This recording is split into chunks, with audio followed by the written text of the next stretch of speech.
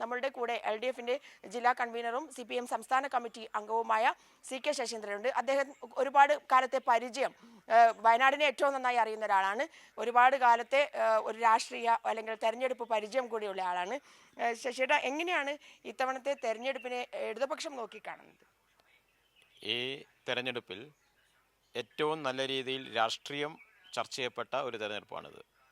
ഇടതുപക്ഷ ജനാധിപത്യ മുന്നണി മുന്നോട്ട് വെക്കുന്ന വികസന രാഷ്ട്രീയവും സംശുദ്ധ രാഷ്ട്രീയവും നല്ലപോലെ ചർച്ച ചെയ്തിട്ടുള്ള ഒരു തെരഞ്ഞെടുപ്പായി ഇതിനെ കാണാൻ വേണ്ടി കഴിയും.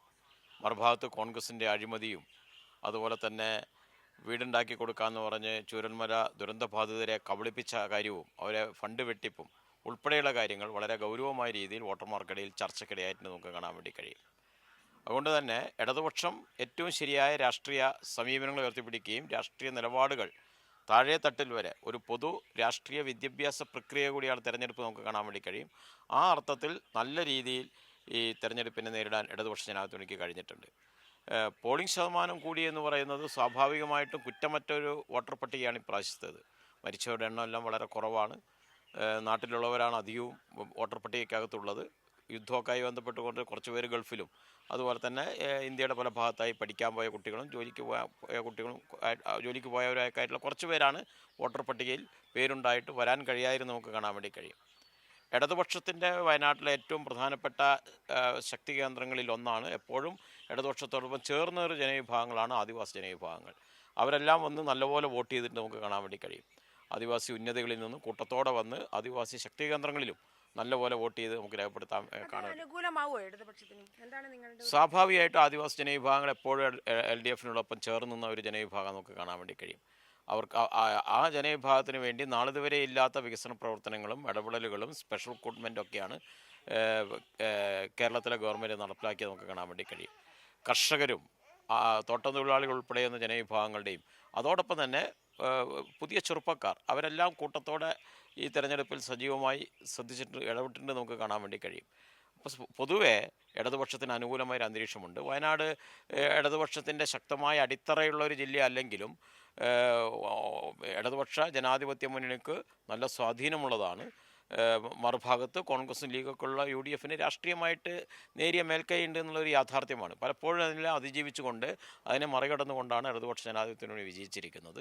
ഈ തെരഞ്ഞെടുപ്പിൽ മാനന്തവാടി എടുത്ത് പരിശോധിച്ച് നോക്കിയാൽ UDF-നോടൊപ്പം നിൽക്കുന്ന കുറേ പേര് OR കേളുവിന് വോട്ട് ചെയ്തിട്ടുണ്ടാകുന്ന കാര്യത്തിൽ സംശയമില്ല. കാരണം OR കേളു അവിടെ നടത്തിയിട്ടുള്ള വികസന പ്രവർത്തനങ്ങളോടൊപ്പം തന്നെ എല്ലാവർക്കും സ്വീകാര്യനായിട്ടുള്ള ഒരു സ്ഥാനാർത്ഥി എന്ന നിലക്ക് രാഷ്ട്രീയത്തിനപ്പുറത്തേക്ക് സ്വീകാര്യനായ ഒരു സ്ഥാനാർത്ഥി എന്ന നിലക്കാണ് OR കേളുവിൻ്റെ സ്ഥാനാർത്ഥിത്വം പൊതുവെ മാനന്തവാടി മണ്ഡലം ചർച്ച ചെയ്തിരിക്കുന്നത്. തീർച്ചയായിട്ടും നിരവധി UDF-ൻ്റെ വോട്ടർമാർ LDF-ന് വോട്ട് ചെയ്യാൻ സാധ്യത നല്ലപോലെയുണ്ട്. അതിൽ എന്തെങ്കിലും ഒരു കുറവുണ്ടാവും ഞങ്ങൾ പ്രതീക്ഷിക്കുന്നേയില്ല. ബത്തേരിയിൽ UDF സ്ഥാനാർത്ഥി നിലവിലുള്ള MLA കൂടിയായിട്ടുള്ള ശ്രീ IC ബാലകൃഷ്ണനെതിരായിട്ട് അതിശക്തമായിട്ടുള്ള പ്രതിഷേധങ്ങളാണ് ഉയർന്നു വന്നത് നമുക്ക് കാണാൻ വേണ്ടി കഴിയും.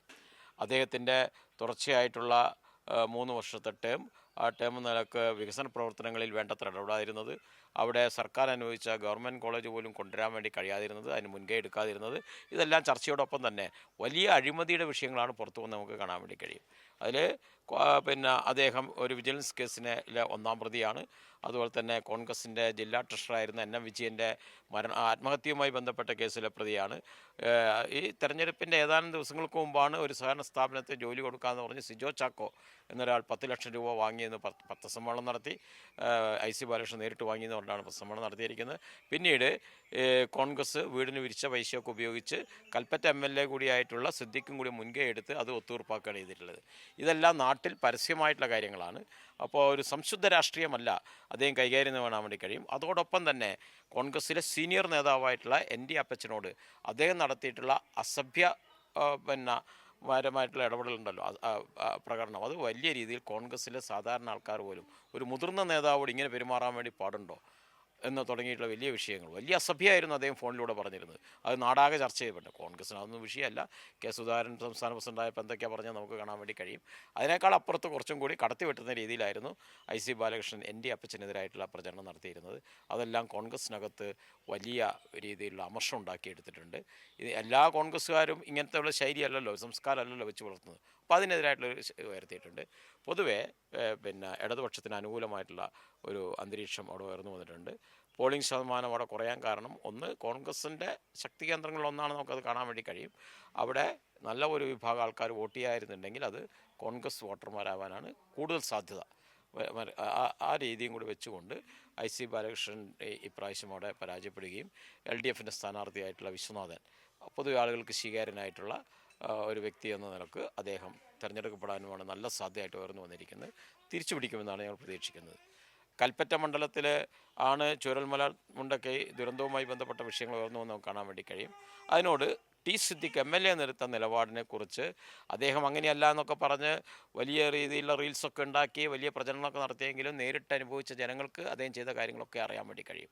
പക്ഷെ അതിൽ ഇടതുപക്ഷം അത് അങ്ങനെ ഒരു പ്രചാരണം നടത്തുന്നത് അതായത് നമുക്കറിയാം അന്ന് ആദ്യം ഭൂമി വാങ്ങുമ്പോൾ അവിടെയുള്ള മുതലാളിമാരൊക്കെ തന്നെ ഭൂമിയുടെ ഉടമസ്ഥരായ ആളുകൾ കേസിന് പോയതൊക്കെ ഇതൊക്കെ ഒരു വലതുപക്ഷ അല്ലെങ്കിൽ UDFിൻ്റെ ആളുകളുടെ അല്ലെങ്കിൽ കോൺഗ്രസിൻ്റെ നേതാക്കളുടെ ഒക്കെ ഒരു ചരട് വലി അതിൻ്റെ പിന്നിൽ ഉണ്ടായിരുന്നു എന്നുള്ളത് പിന്നീട് ഏറ്റവും അവസാനമാണ് ഇടതുപക്ഷം ഒരു പ്രചരണ വേളയിൽ പറയുന്നത് പോലും. അതൊക്കെ നേരത്തെ തന്നെ ജനങ്ങളുടെ മുന്നിലേക്ക് ഉയർത്തിക്കാട്ടാൻ അല്ലെങ്കിൽ ദുരന്തബാധിതരുടെ മുന്നിലേക്ക് ഉയർത്തിക്കാട്ടാൻ ഇതുകൊണ്ടാണ് ഈ ടൗൺഷിപ്പിൻ്റെ ഒരു വൈകൽ ഉണ്ടാവുന്നത് എന്ന് കാണിക്കുന്നതിൽ ഇടതുപക്ഷം പിന്നോട്ട് പോയോ? ഞങ്ങൾ ആ കാര്യങ്ങൾ നേരത്തെ ചൂണ്ടിക്കാണിച്ചിരുന്നു. മുഖ്യമായും കേന്ദ്രീകരിച്ചത് ടൗൺഷിപ്പിൻ്റെ നിർമ്മാണത്തിൽ പിന്നെ യാതൊരു തടസ്സം ഉണ്ടാവാത്ത രീതിയിൽ കാര്യങ്ങൾ നീങ്ങണം എന്ന പൊതു അഭിപ്രായത്തോട് യോജിക്കുന്നൊരു നിലപാടാണ് LDF പൊതുവെ ഉയർത്തിയത് നമുക്ക് കാണാൻ വേണ്ടി കഴിയും. എസ്റ്റേറ്റ് ഉടമകൾ കോടതിയിൽ പോയപ്പോഴേ സ്ഥലം MLA കൂടിയായിട്ടുള്ള IC ബാലകൃഷ്ണ സ്ഥലം MLA കൂടിയായിട്ടുള്ള ശ്രീ സിദ്ദിഖ് അതിൽ ഒരു പരോക്ഷമായ പിന്തുണ കൊടുക്കുന്ന രീതിയിലായിരുന്നു അദ്ദേഹത്തിൻ്റെ മൗനം എന്ന് നമുക്ക് കാണാൻ വേണ്ടി കഴിയും. ഒരു പ്രതികരണം അദ്ദേഹത്തിൻ്റെ ഭാഗത്തുനിന്നുണ്ടായിരുന്നില്ല നമുക്ക് കാണാൻ വേണ്ടി കഴിയും. പിന്നീട് ടൗൺഷിപ്പ് നിർമ്മാണം ആരംഭിച്ചപ്പോൾ തന്നെ INTUC തൊഴിലാളികൾ ഇളക്കിവിട്ട് MLA ഉൾപ്പെടെയുള്ള ആൾക്കാർ MLA ഉൾപ്പെടെയുള്ള ഒത്താശയോട് കൂടിയായിരുന്നു അതിൽ ഇടപെട്ടതെന്നൊന്നും നാട്ടുകാർക്ക് എല്ലാവർക്കും അറിയാവുന്ന ഒരു കാര്യങ്ങളാണ്. ടൗൺഷിപ്പ് പൂർത്തീകരിച്ചപ്പോൾ അതിന് പിതൃത്വം ഏറ്റെടുക്കാൻ വേണ്ടി ഇത് കർണാടക ഗവൺമെൻറ് കാശ് കൊണ്ടാണ് ഉണ്ടാക്കുന്ന തുടങ്ങിയ പ്രചരണങ്ങളെല്ലാം അത് അഴിച്ചുവിടാൻ വേണ്ടി തയ്യാറായി. അപ്പോൾ ആളുകൾക്ക് മനസ്സിലായിട്ടുണ്ട് ഇതിൻ്റെ ഒരു സ്വീകാര്യതയും കാര്യങ്ങളെല്ലാം നല്ലപോലെ മനസ്സിലാക്കാൻ വേണ്ടി കഴിഞ്ഞിട്ടുണ്ട്. ഒരു MLA എന്ന നിലക്ക് രാഷ്ട്രീയത്തിന് അതീതമായി ഗവൺമെൻറ് എന്ന നിലക്ക് ഗവൺമെൻറ്റിൻ്റെ പദ്ധതി മാത്രമല്ല ദുരന്തബാധിതരെ പുനരധിവാസ പദ്ധതിയുമായി ബന്ധപ്പെട്ട് രാഷ്ട്രീയത്തിന് അതീതമായി തന്നെ കാണേണ്ടതായിരുന്നു. അങ്ങനെ കാണാൻ അദ്ദേഹം പരാജയപ്പെട്ടു പോയി എന്നുള്ള വികാരം ജനങ്ങൾക്കിടയിൽ ഉയർന്നു വന്നിട്ട് നമുക്ക് കാണാൻ വേണ്ടി കഴിയും. സ്വാഭാവികമായിട്ടുണ്ടാകുന്ന കാര്യങ്ങളാണ്. അതിനെ മറച്ചു വെക്കാനൊക്കെ ആയിട്ടുള്ള വലിയ പ്രചരണ കൊഴുപ്പ് ഈ തെരഞ്ഞെടുപ്പ് നമുക്ക് കാണാൻ വേണ്ടി കഴിയും. പണം വലിയ രീതിയിൽ ഇറക്കിവിട്ട ഒരു രീതിയായിരുന്നു നമ്മൾ കാണാൻ വേണ്ടി കഴിയും. ആ അർത്ഥത്തിൽ കോൺഗ്രസ് വീടിന് വേണ്ടി പിരിച്ച കാശെല്ലാം വളരെ രീതിയിൽ വഴിമാറി ചെലവഴിച്ചിട്ടുണ്ട് എന്നുള്ളത് നാടാകെ ചർച്ച ചെയ്യപ്പെടുന്നുണ്ട്. ടി സിദ്ദിഖിൻ്റെ തെരഞ്ഞെടുപ്പ് പ്രവർത്തനത്തിൽ ഉൾപ്പെടെ കോൺഗ്രസ് വീടുണ്ടാക്കാൻ വേണ്ടി പിരിച്ച കാശിൻ്റെ ഒരു ഭാഗം അതിൽ വന്നിട്ടുണ്ട് എന്ന രീതിയിൽ വലിയ ചർച്ചയും കാര്യങ്ങളൊക്കെ ഉയർന്നു വന്നിട്ടുണ്ട്. ഈ രാഷ്ട്രീയം കൽപ്പറ്റ മണ്ഡലത്തിൽ നല്ലപോലെ ചർച്ച ചെയ്തിട്ടുണ്ട്. ഈ രാഷ്ട്രീയം ആദിവാസി ഉന്നതികളിൽ ഒരുപാട് ഇടപെടുന്ന ഒരാളാണ് ശശിയേട്ടൻ. അതുകൊണ്ട് തന്നെ ഒരു രണ്ട് സംശയങ്ങൾ ബാക്കി നിൽക്കുകയാണ്. ഈ കുറുമ്പ സമുദായത്തിൽപ്പെട്ട ആളുകളെ സ്ഥാനാർത്ഥിത്വത്തിലേക്ക് കൊണ്ടുവന്നില്ലെങ്കിൽ ഞങ്ങൾ അതിനെതിരെ പ്രതികരിക്കും എന്ന് പറഞ്ഞുകൊണ്ട് കുറുമ്പ സമുദായത്തിനെ കുറിച്ച് കോൺഗ്രസ് നേതാക്കൾ രംഗത്ത് വന്നിരുന്നു. അത് ആ രീതിയിൽ തന്നെയാണോ അവർ ഈ ഇലക്ഷനിൽ ഈ തെരഞ്ഞെടുപ്പിൽ അതായത് കോൺഗ്രസ് നേതൃത്വം IC ബാലകൃഷ്ണനെ സ്ഥാനാർത്ഥിയാക്കിയപ്പോഴാണ് കുറുമ്പ സമുദായത്തിലെ നേതാക്കന്മാർ കോൺഗ്രസ് നേതാക്കന്മാർ രംഗത്തേക്ക് വന്നത്. ഇതൊക്കെ തന്നെ ആ ഒരു രീതിയിലേക്ക് പോകുമ്പോൾ അതേസമയം തന്നെ CK ജാനുവിൻ്റെ ഒരു സാന്നിധ്യം അതും ഇടതുമുന്നണിക്ക് പ്രതികൂലമായി ഉന്നതികളിൽ ബാധിക്കാൻ സാധ്യതയുണ്ടോ? അതുപോലെ തന്നെ ഗോത്ര മഹാസഭയും നേരത്തെ പറഞ്ഞിരുന്നത് അവരുദ്ദേശിക്കുന്ന സ്ഥാനാർത്ഥി അല്ലെങ്കിൽ അത് നമ്മൾ തീരുമാനമെടുക്കുമെന്നാണ്. പിന്നീട് അതിനെക്കുറിച്ചൊന്നും ഗീതാനന്ദൻ മാഷ് അടക്കം വലിയ സംസാരവുമായി മുന്നോട്ട് വന്നിട്ടില്ല എന്നുള്ളതാണ്. പക്ഷേ ഇതൊക്കെ തന്നെ അത് ആർക്ക് അനുകൂലമായിരിക്കും? ഉന്നതികളിൽ ഗോത്രമഹാസഭയൊക്കെ ആർക്ക് അനുകൂലമായിട്ടായിരിക്കും പ്രവർത്തിച്ചിട്ടുണ്ടാവുക? ഗോത്രമഹാസഭയ്ക്ക് വയനാട്ടിലെ ആദിവാസി ജനവിഭാഗങ്ങൾക്കിടയിൽ വലിയ സ്വാധീനമൊന്നും ഇപ്പോൾ നിലനിൽക്കുന്ന കാണാൻ വേണ്ടി കഴിയും. പത്രത്താളുകളിലാണ് അവിടെ പ്രസ്താവനകളും കാര്യങ്ങളെല്ലാം വന്നിരിക്കുന്നത്. CK ജാനു UDFുമായിട്ട് ബന്ധപ്പെട്ട് പ്രവർത്തിക്കുമ്പോൾ അതിനെതിരെ അതിശക്തമായി പ്രതികരിച്ച ആളാണ് ഗീതാനന്ദൻ. ജോഗിയുടെ കേരളത്തിൻ്റെ ചരിത്രത്തിൽ ആദ്യമായി ഒരു ആദിവാസിയെ വെടിവെച്ച് കൊല്ലുന്നത് ആൻ്റണിയുടെ പോലീസാണ്. നമുക്കൊക്കെ അറിയാവുന്ന കാര്യങ്ങളാണ്. പക്ഷേ ഗീതാനന്ദൻ പിന്നീട് അതുമായിട്ട് യോജിച്ച് നിൽക്കുന്നൊരു സമരസപ്പെടുന്ന ഒരു നിലപാട് സ്വീകരിച്ചു. എന്താ അതിൻ്റെ പിന്നിലുള്ള വികാരം നമുക്ക് മനസ്സിലാക്കാൻ വേണ്ടി കഴിയുന്നില്ല. ഇന്നത്തെ കാലഘട്ടത്തിൽ ആരെയും വിശ്വസിക്കാൻ കഴിയാത്തൊരു കാലഘട്ടമാണ്. രാഷ്ട്രീയത്തിനപ്പുറത്തായിട്ട് വലിയ വേറെന്തെങ്കിലും സ്വാധീനം ചെലുത്തിയോ എന്ന് സംശയിക്കുന്നുണ്ട് ഞാൻ ന്യായമായിട്ട്. എന്തോ ആവട്ടെ. അതെ, UDFിന് വേണ്ടി പരസ്യമായി രംഗത്ത് വരുന്ന രീതിയാണ് ഗീതാനന്ദൻ സ്വീകരിച്ച് നമുക്ക് കാണാൻ വേണ്ടി കഴിയും. വയനാട്ടിലെ ആദിവാസി ജനവിഭാഗങ്ങൾക്കിടയിൽ പഴയ സ്വാധീനവും കാര്യങ്ങളൊന്നും അവർക്ക് നിലനിൽക്കുന്നില്ല. ഇല്ലയെന്ന് മാത്രമല്ല അതെല്ലാം കുറച്ച് ചെറുപ്പക്കാരെയെല്ലാം സംഘടിപ്പിച്ച് പിന്നെ ഒരു പ്രവർത്തനം നടത്തുന്നതിൽ കവിഞ്ഞ് ആദിവാസികൾക്കിടയിൽ ഒരു സ്വാധീനത്തിൻ്റെ മേഖലയായിട്ട് അവൻ കാണാൻ വേണ്ടി കഴിയില്ല. അതുകൊണ്ട് CK ജാനുവിൻ്റെ നിലപാട് ഈ തെരഞ്ഞെടുപ്പിനെ ഒരിക്കലും പിന്നെ LDFിനെതിരായിട്ട് ഒരു വികാരം ഉണ്ടാക്കാൻ കഴിയില്ല എന്ന് മാത്രമല്ല, അത് വലിയ സ്വാധീനം ഉണ്ടാക്കുന്ന രീതിയിൽ പോലും ഉയർന്നു വരില്ല നമുക്ക് കാണാൻ വേണ്ടി കഴിയും. ആദിവാസികൾ പൊതുവെ വയനാട്ടിൽ പലപ്പോഴും പല ഘട്ടങ്ങളിലും പ്രതിസന്ധി ഘട്ടങ്ങളിലുമെല്ലാം ഇടതുപക്ഷത്തോടൊപ്പം ചേർന്ന് നിന്നവരാണ്. ആ നിലയിൽ വലിയ മാറ്റമൊന്നും ഉണ്ടാക്കാൻ വേണ്ടി കഴിയില്ല. ബത്തേരി നിയോജക മണ്ഡലത്തിലെ സ്ഥാനാർത്ഥികളായി ബന്ധപ്പെട്ട് ഏത് സമുദായം വേണമെന്നൊക്കെ ചർച്ചകൾ ഉയർന്നു വന്നിരുന്നു. ആ ചർച്ചയൊക്കെ രാഷ്ട്രീയമായിട്ട് മാത്രമേ നമുക്ക് കാണാൻ വേണ്ടി കഴിയൂ. സ്വാഭാവികമായിട്ടും വളരെ പ്രബല ഒരു വിഭാഗമാണ് പിന്നെ ബത്തേരിയിലെ കുറുമ ജനവിഭാഗങ്ങൾ നമുക്ക് കാണാൻ വേണ്ടി കഴിയും. ആ കാര്യത്തിൽ പിന്നെ രാഷ്ട്രീയം തന്നെയാണ് മേൽക്കൈ നേടുക, അക്കാര്യത്തിൽ സംശയമൊന്നുമില്ല. ആ കാര്യങ്ങൾ വരുമ്പോഴും അവിടെ സ്ഥാനാർത്ഥി ഏത് വിഭാഗത്തിൽപ്പെട്ടു എന്നതിലുപരിയായിട്ട് ആരാണ് ശരിയായ രാഷ്ട്രീയം കൈകാര്യം ചെയ്തത് എന്നാണ് ബത്തേരി മണ്ഡലത്തിലെ ഏറ്റവും വലിയ ചർച്ചാ വിഷയം.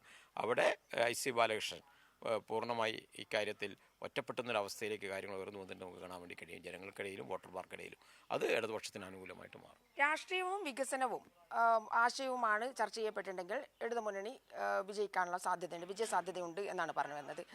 അതിനപ്പുറം വേറെ എന്തെങ്കിലും ഘടകം ഉണ്ടായി കാണുമോ?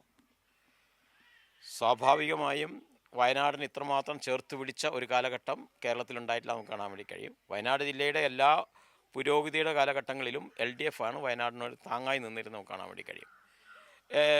ഇതിൽ UDFും LDFും അതാണ് വയനാട്ടിലെ ഏറ്റവും പ്രധാനപ്പെട്ട രണ്ട് രാഷ്ട്രീയ മുന്നണികൾ എന്ന കാര്യത്തിൽ സംശയമൊന്നുമില്ല.